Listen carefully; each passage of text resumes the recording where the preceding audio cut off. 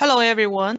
In this presentation, I would like to introduce to you our TARGATT technology, which is a rapid site-specific gene integration technology for making stable cell lines for bioproduction, as well as for mammalian library screening. TARGATT technology allows site-specific irreversible gene insertion and works in non-dividing cells and allows large fragment DNA insertion up to 20 kb. Some of the key features of a TARGATT includes controlled copy number insertion and has high integration efficiency up to 40%. And the expression of the transgene is consistent across constructs. This is because these transgenes are inserted in well-defined safe harbor genomic locus. And this allows protein expression from medium to high level. And the cell lines made with TARGATT is also stable with stable gene integration. So we have generated TARGATT Master Cell Lines that contain the landing pad that is recognized by TARGATT enzyme. So these pads here are designated by the purple sites are ATT or attachment sites, and TARGATT enzyme recombines between these ATTP sites, the attB on the vector, and results in site-specific integration to gene. And we also engineered suicidal genes. We have generated TARGATT Master Cell Line that contains TARGATT enzyme recognition site, so-called docking site or attachment sites.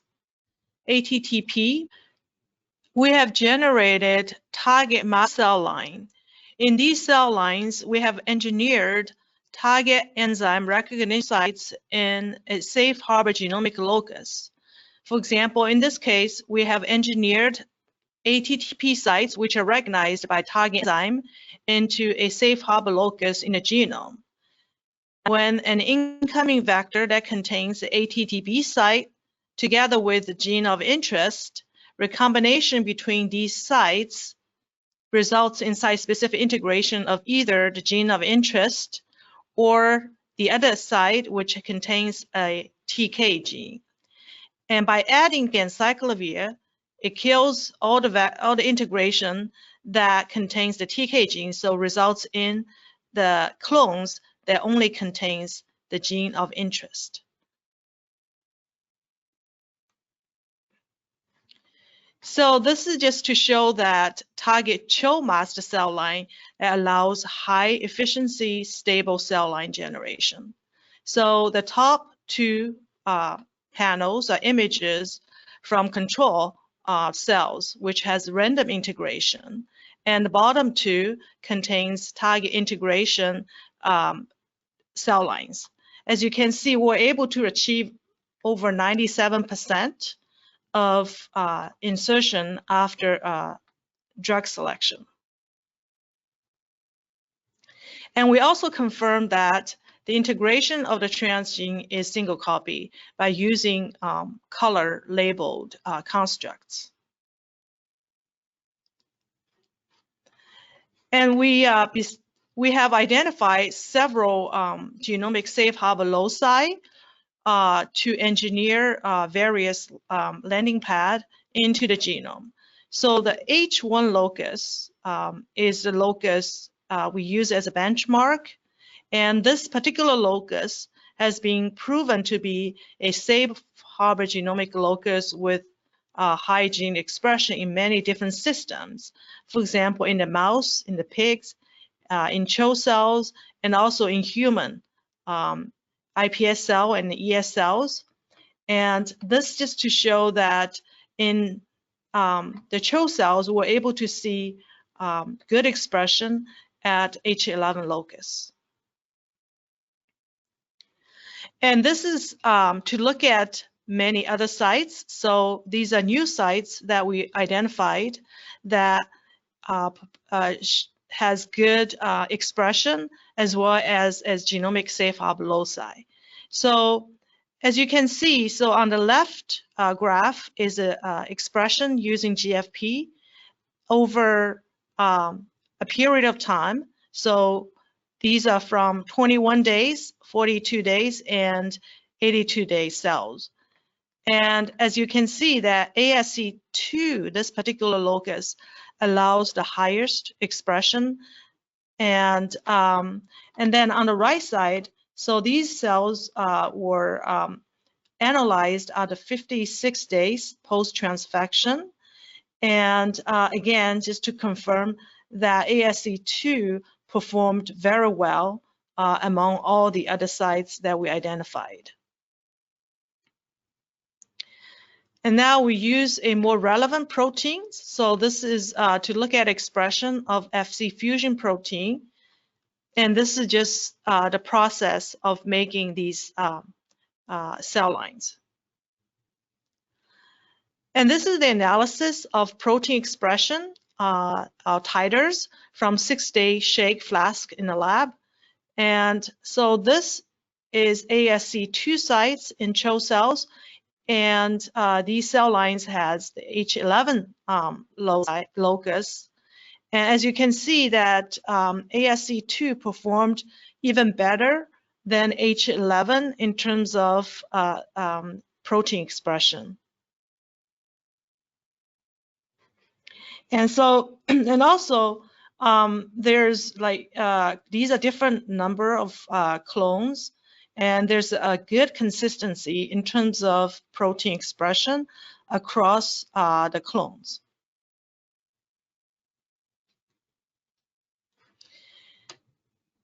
And this is another test that we did in expression of antibodies. So there are two antibodies, antibody 1 and 2. And experiment was done in a 17-day fed batch shake flask. And we were able to see about 1 gram per liter antibody production in this particular target CHO cell line using the H11 locus. So this is just to compare our target technology with random insertion, which is the current technology used for generating CHO cells, and some of the newer technologies, zinc finger nucleus, TALEN, or CRISPR technology. So as I mentioned before, so target allows site-specific gene insertion, and the big advantage of target is really its efficiency. So we have been able to get very high efficiency, up to 40%, and also we're able to insert large fragment up to 20 kb. So now I'd like to talk about using target for screening libraries in mammalian cells. So currently, most library screening are done in bacteria or yeast. However, as you can see that these systems lack some of the translational, post-translational modifications. And the mammalian system is really a better reflection of expressing mammalian proteins. However, the current available systems are slow and very labor intensive. So we're using our target technology to establish a screening system. So because our efficiency, we're able to build a library that allows very high coverage of the diversity of the library. So this is just to compare the current available technology and their coverage of the library size. So bacteria and yeast are the most used systems for making libraries because they are high coverage. So bacteria system, for example, can cover up to 10 to the 9th coverage. And then these black bars are actually a more recent development on using mammalian system for library screening. And their coverage is relatively low or much lower in this case compared to libraries using yeast or bacteria. So our goal is to really using target technology and to consistently hit within an order of magnitude that is typical for bacteria or yeast libraries. So the way we do this is that we use our target technology and a split landing pad, a split cassette selection system. And so the landing pad that for the target technology is inserted in the genome. And then in the donor DNA, we have the attB site. So, and mCherry is not expressed in the vector because it does not have a promoter. And then the promoter EF1 is in the genome. So upon recombination between these attP and attB sites results in integration of mCherry and brings in mCherry to EF1 alpha promoter, allows expression of this red fluorescence marker. So that's how we screen for positive clones. And so we're able to reach, using this system, we're able to reach up to 40% integration efficiency without drug selection. And with drug selection, we're able to reach over 90%. So this is really the highest efficiency that has been reported in mammalian cells. And so this is just to project what kind of coverage of library size we will be able to get using target system compared to some of the other reported library screening in mammalian systems. So basically, this is just bacteria and yeast as reference. And so these other methods reported various coverage. And so our target DNA integration efficiency is 1,600 to 4,000-fold improvement over other systems, right? Flip in. So most of these systems using flip in system. So it's flip recombinase system. And so basically it's 40% versus 0.01% to 0.025%. And so we will be able to have much better coverage and by screening less size of clones.